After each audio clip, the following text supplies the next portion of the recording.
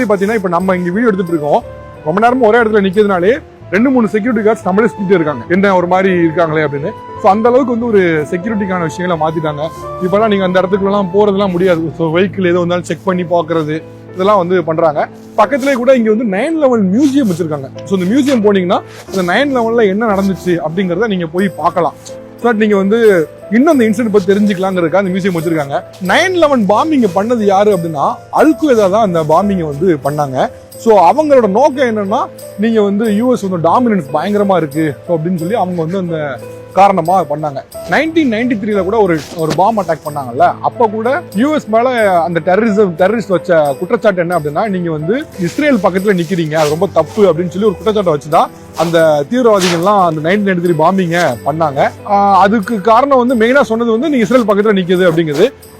இந்த terrorist attack பின்னால இருந்த முக்கியமான ஒரு மாஸ்டர் மைண்ட் யாருன்னா ரசீம்னு ஒருத்தன். ஸோ அவன் தான் வந்து இந்த டெரரிஸ்ட் அட்டாக்கு அந்த 1993 பாம்பிங்க்கு ஒரு காரணமா இருந்தாப்ல. கடைசியில என்ன ஆச்சு அப்படின்னா பாம்பிங் பண்ணிட்டு தப்பிச்சிட்டாங்க.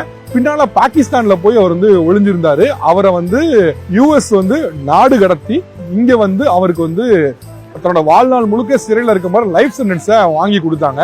ஸோ பாகிஸ்தான் வந்து நாடு கடத்துறதுக்கே அவங்களுக்கு சில டைம் ஆச்சு. FBI வந்து அதுக்கான முயற்சிகளை பண்ணி அவரை அங்கிருந்து நாடு கடத்தி இங்க வந்து வாழ்நாள் சிறை தண்டனையை வாங்கி கொடுத்தாங்க.